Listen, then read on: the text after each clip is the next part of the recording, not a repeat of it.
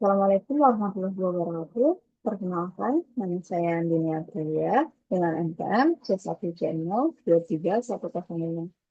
Jadi, pada kesempatan kali ini, saya akan menjelaskan atau mempresentasikan mengenai saham dan obligasi beserta dengan strategi investasinya untuk memenuhi tugas mata kuliah analisis investasi dan portofolio dengan dosen pengampu Ibu Nikma SE MSI AKVA CRA CRP.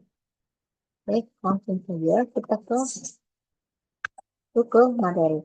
Nah, jadi di video kali ini saya akan menjelaskan mengenai saham dan obligasi, lalu ada strategi dalam investasinya, lalu yang ketiga itu akan saya bacakan kesimpulan dari materi yang saya jelaskan. Nah, kita masuk ke materi yang pertama, saham. Apa sih itu saham? Saham itu dapat kita definisikan sebagai tanda penyertaan modal seseorang atau pihak atau bisa berbentuk badan usaha dalam suatu perusahaan atau perseroan terbatas yang terdaftar di Bursa Efek Indonesia. Dengan menyertakan modal tersebut, maka pihak tersebut, pihak yang menyetorkan modal itu dapat memiliki klaim atau atas pendapatan perusahaan, klaim atas aset perusahaan, dan berhak hadir dalam rapat umum pemegang saham atau disingkat RUPS. Lalu apa aja sih tipe-tipe saham? Ada tiga, teman-teman. Yang pertama itu saham biasa atau common stock, yaitu di saham biasa ini, pemegang saham biasa ini memiliki hak-hak yang dimiliki oleh pemegang saham pada umumnya, yaitu memiliki suara untuk mengambil keputusan dalam RPS mengenai segala hal yang berkaitan dengan pengurusan perseroan. Dalam hal terjadi likuidasi, pemegang saham biasa ini berada dalam urutan terakhir pembagian likuidasi aset perusahaan jika ada sisanya. Lalu yang kedua itu ada saham preferred atau bisa disebut juga saham istimewa, yaitu eh, saham yang memberikan hak istimewa kepada pemegangnya, seperti prioritas dalam pembayaran dividen. Tapi eh, saham preferen ini tidak memiliki hak dalam eh, hak suara dalam pengambilan keputusan, teman-teman. Kalau yang ketiga itu ada saham dewi warna, yaitu saham yang khusus yang hanya dapat dimiliki oleh negara Republik Indonesia. Itu saham ini umumnya itu terdapat pada BUMN, Badan Usaha Milik Negara, dan anak perusahaan BUMN serta perusahaan yang terafiliasi dengan BUMN. Nah, keuntungan jika kita mempunyai saham itu adalah yang pertama capital gain. Capital gain itu adalah selisih antara harga beli dan harga jual. Nah, jika kita punya harga belinya lebih rendah daripada dengan harga jual, itu maka kita akan mendapatkan capital gain. Nah, selisihnya itu akan dinamakan capital gain. Lalu yang kedua itu dividen. Dividen itu bisa disebut sebagai pembagian keuntungan oleh perusahaan. Nah, biasanya akan dilakukan atau diputuskan itu pada RUPS. Nah, lalu yang ketiga itu RUPS dan memiliki hak suara. Jadi kalau kita punya saham, kita itu berhak mengikuti rapat umum pemegang saham dan kita memiliki hak suara, teman-teman. Lalu yang selanjutnya itu adalah kita menjadi pemilik perusahaan. Bahkan jika kita hanya punya satu lot atau 100 lembar saham, itu kita sudah bisa dikatakan menjadi pemilik dari perusahaan tersebut. Lalu yang selanjutnya itu terjangkau. Kenapa terjangkau? Karena investasi saham sekarang itu sudah sangat mudah, bisa melalui aplikasi-aplikasi sekuritas eh, seperti Pintraku Sekuritas, Ajaib, iPod atau Stockbit gitu. Dan itu nggak memerlukan modal yang besar, kayak 50 ribuan atau 100 ribuan itu juga udah bisa, teman-teman. Lalu, nah, bisa dilakukan dengan modal yang kecil, yang seperti saya sebutkan tadi, eh, tidak perlu modal yang terlalu besar, apalagi untuk mau coba-coba dulu, itu bisa dilakukan dengan modal misal 100.000. Tapi sahamnya juga memiliki resiko. Yang pertama, resikonya itu adalah capital loss. Nah, kebalikan dari capital gain tadi, kalau misalnya kita beli saham di harga yang lebih mahal daripada kita pas jual, itu selisihnya itu akan dinamakan dengan capital loss. Lalu tidak mendapatkan dividen. Kenapa? Karena misal ada beberapa perusahaan yang memutuskan untuk tidak eh, membagikan dividen. Karena apa? Misal karena dia eh, ada ekspansi, memutuskan ekspansi atau gimana gitu. Lalu ada risiko likuidasi. Risiko likuidasi ini kalau bisa misalnya perusahaannya mengalami kebangkrutan. Nah, sebagai pemegang saham biasa, itu maka kita akan mendapatkan pembagian aset perusahaan itu kita tuh di urutan paling akhir. Jadi kalau misalnya masih ada sisa masih ada sisanya, aset perusahaan itu baru dibagikan kepada pemegang saham biasa. Kalau pemegang saham preferen itu beda lagi. Dan fluktuasi harga. Fluktuasi harga ini dipengaruhi oleh banyak faktor, teman. Jadi bisa disebabkan oleh kebijakan ekonomi global, terus kebijakan ekonomi negara kita sendiri, terus sentimen-sentimen sentimen publik, terus apa lagi ya? Eh, uh, Fundamental perusahaan itu juga bisa mempengaruhi fluktuasi harga. Rumor-rumor itu bisa sangat mempengaruhi fluktuasi harga. Lalu selanjutnya kita masuk ke materi obligasi. Nah, apa sih obligasi? Obligasi itu adalah sebuah surat pernyataan utang dari penerbit obligasi kepada pemegang obligasi, beserta janji untuk membayar kembali pokok utang beserta kupon pada saat tanggal jatuh tempo. Jadi singkatnya, obligasi itu seperti kita memberikan pinjaman kepada perusahaan atau pihak yang menerbitkan obligasi. Jadi karakteristik dari obligasi itu ada kupon. Kupon itu eh, bisa disebut sebagai imbal hasil yang dibayarkan kepada pemegang obligasi. Kupon ini juga umumnya dituliskan sebagai persentase dari nilai nominal obligasi. Kupon juga dapat berupa pembayaran tetap atau fixed rate atau floating rate yang pembayarannya itu mengikuti suku bunga Bank Indonesia. Tapi dengan batas minimum yang ditentukan. Lalu yang kedua itu ada jatuh tempo, di mana jatuh tempo atau maturity ini merupakan waktu yang diberikan untuk eh, penerbit obligasi itu melunasi pokok pinjaman obligasi. Jadi, semakin panjang jatuh tempo yang diberikan, maka semakin tinggi pula kupon yang akan diberikan. Jadi, lalu yang ketiga itu ada nilai nominal atau nilai par atau par value. Ini adalah nilai nominal atau besaran pokok yang harus dikembalikan penerbit obligasi kepada pemegang obligasi. Lalu yang keempat itu ada rating atau peringkat ya. Nah, peringkat ini fungsinya itu adalah mencerminkan probabilitas investor menerima kupon dan prinsipal itu nilai nominalnya ya. Ada waktu yang ditentukan dan kemungkinan gagal bayar.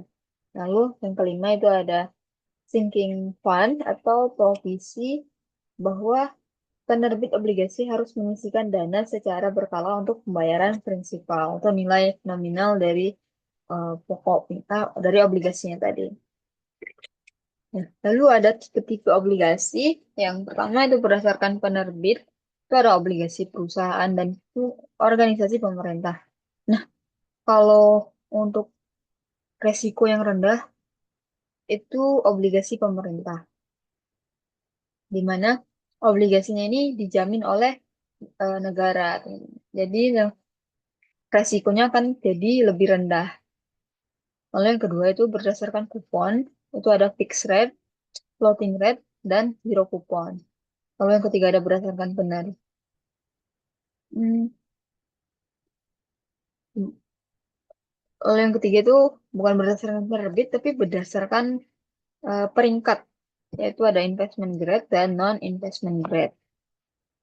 Lalu yang keempat itu ada berdasarkan konvertibilitas. Yang pertama itu ada obligasi dengan hak konversi, dan yang kedua itu ada obligasi dengan wajib konversi. Lalu yang kelima ada berdasarkan jaminan. Ada yang secure dan unsecured. Selanjutnya, keuntungan jika kita punya obligasi itu apa sih? Keuntungan dan risikonya. Yang pertama keuntungan dulu. Keuntungannya itu ada satu, yang pertama kupon, di mana kupon tuh merupakan tingkat bunga yang dibayarkan kepada pemegang obligasi hingga obligasi jatuh tempo. Bisa per bulan, per semesteran, ataupun per tahun. Tuh, kupon.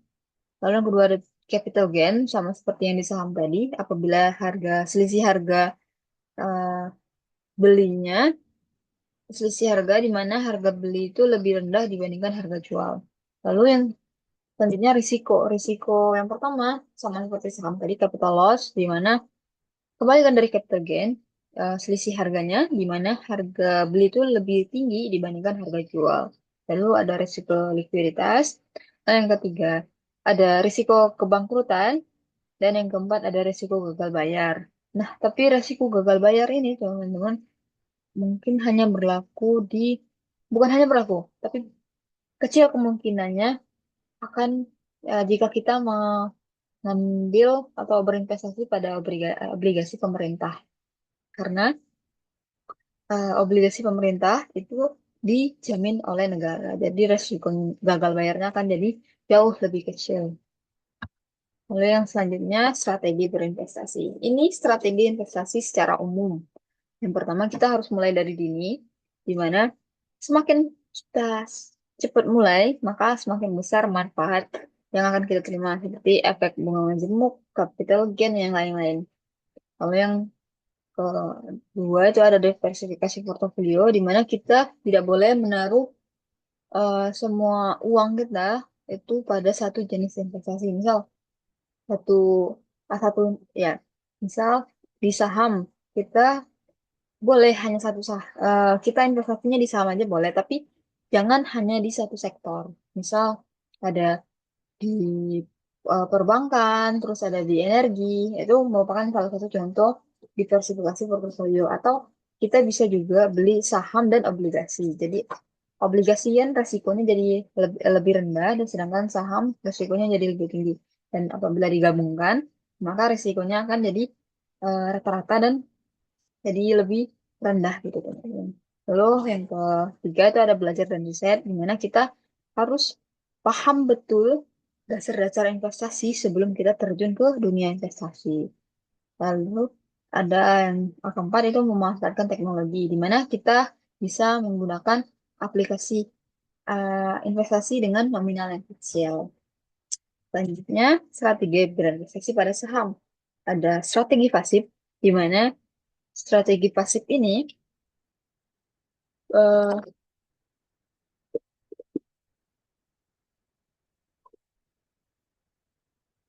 strategi pasif ini bisa diartikan sebagai tindakan investor yang mereplika atau menduplikasi portofolionya menjadi eh, eh, merupakan replikasi dari kinerja indeks pasar. Ya.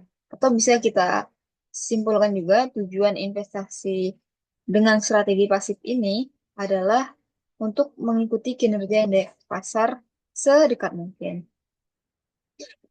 Di dalam strategi pasif itu ada strategi yang pertama, namanya strategi beli dan simpan, di mana eh, apabila investor itu memiliki keyakinan berdasarkan analisis bahwa perusahaan yang dia investasi ini memiliki prospek untuk berkembang yang cukup besar beberapa tahun mendatang, sehingga sahamnya itu diharapkan akan mengalami kenaikan yang cukup besar. Jadi keuntungan yang dapat diperoleh oleh investor itu juga dapat diperoleh dari capital gain ataupun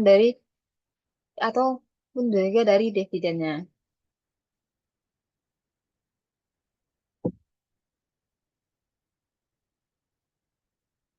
Oke, lalu selanjutnya itu ada strategi mengikuti indeks di mana investor itu berharap bahwa kinerja investasinya atau kinerja portofolionya itu sudah merupakan duplikasi dari kinerja indeks pasar. Lalu selanjutnya ada strategi aktif, di mana yang pertama itu ada strategi pemilihan saham, di mana investor sebelum berinvestasi itu harus sudah menentukan saham-saham yang baik secara fundamental maupun secara teknikal. Jadi dia yang benar-benar sudah memilih saham yang sangat apa ya, cocok untuk diinvestasikan dan memiliki peluang profit yang paling besar. Lalu yang selanjutnya ada strategi rotasi pasar di mana pergantian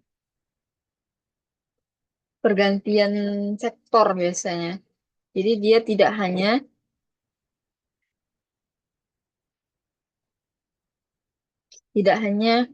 membeli satu saham, dia membeli satu saham ke saham yang lain. Jadi investor dengan strategi ini cenderung bersifat lebih spekulatif.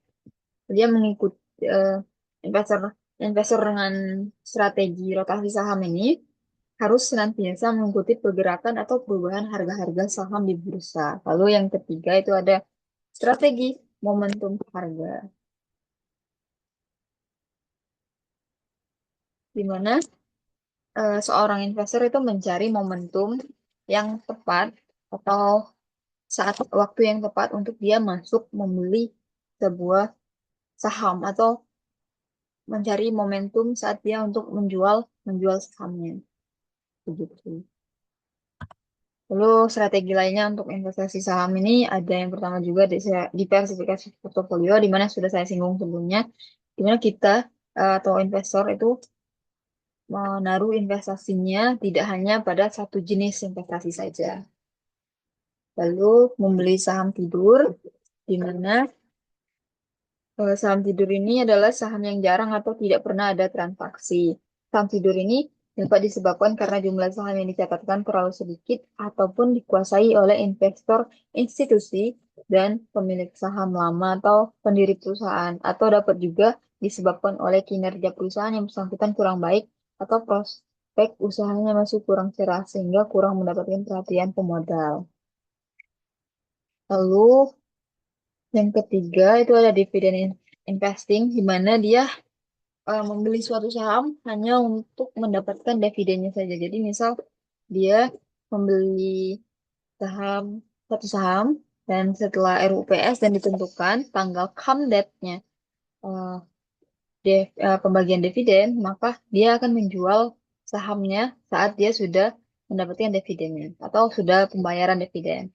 Lalu yang keempat ada yang namanya IPO investing, di mana dia membeli saham yang baru mau IPO atau di saham perdana, pasar perdana maksudnya. Dan setelah saat hari saat hari pencatatan saham, dia menjual saham tersebut. Lalu selanjutnya ada strategi berinvestasi pada obligasi. Untuk strategi pasifnya sama seperti strategi pasif pada strategi berinvestasi pada saham tadi yang sudah saya jelaskan, yaitu ada strategi beli dan simpan dan strategi yang mengikuti indeks. Lalu selanjutnya ada strategi aktif, di mana pada obligasi ini ada beberapa investor yang masih mencari keinginan untuk mendapatkan kesempatan mendapatkan return yang lebih besar atau capital gain dengan aktif eh, dengan pengelolaan aktif obligasi, baik itu dengan cara mengestimasi perubahan tingkat bunga maupun dengan mengidentifikasi berbagai obligasi yang harganya tidak sesuai dengan nilai intrinsiknya atau under value ataupun over value. Jadi dia mencari obligasi berdasarkan nilai intrinsiknya dan nilai pasar. Biasanya untuk mendapatkan profit yang lebih besar itu biasanya kita mengincar yang namanya obligasi yang under value. Lalu selanjutnya ada strategi imunisasi, di mana strategi ini merupakan kombinasi antara strategi pasif dan aktif. Karena untuk mencapai tujuan dari strategi imunisasi ini, investor harus selalu melakukan penyesuaian agar durasi obligasi sama dengan horizon investasi. Jadi di dalam strategi imunisasi ini ada yang namanya strategi durasi dan strategi maturitas, di mana perbedaan kedua strategi tersebut terletak pada waktu maturitasnya atau jangka waktu waktu jatuh tempo, di mana strategi maturitas akan berusaha menyamakan waktu maturitas dengan horizon investasi, eh, sedangkan strategi durasi tidak memperhatikan waktu hmm, maturitas, tetapi hanya akan berusaha menyamakan durasi dengan horizon investasi. Jadi kedua strategi ini sering disebut dengan strategi penyesuaian horizon, horizon matching. Di samping strategi penyesuaian horizon, ada juga variasi strategi imunisasi yang disebut dengan strategi imunisasi kontingensi atau eh, strategi imunisasi kontingensi ini melibatkan pendekatan pengelolaan obligasi aku. Lalu karena strategi tersebut menetapkan batas terendah return yang harus diperoleh oleh untuk memastikan periode horizon investasi.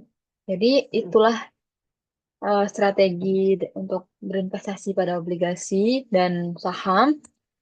Ini saya akan memberikan kesimpulannya. Yang mana investasi di masa sekarang itu adalah peluang yang besar untuk kita membangun masa depan finansial yang lebih stabil dengan mandiri. Dengan memanfaatkan teknologi, literasi keuangan, dan keunggulan waktu, maka milenial, Gen Z, ataupun yang lain, bahkan Gen Alpha, itu sudah dapat mulai berinvestasi sejak dini, meski dengan nominal yang kecil. Tuh. Mungkin uh, sekian dari saya yang dapat saya jelaskan mengenai materi obligasi, saham dan obligasi beserta strategi investasinya. Lebih dan kurang saya mohon maaf. Saya akhiri. Wabillahi taufiq wal hidayah. Wassalamualaikum warahmatullahi wabarakatuh.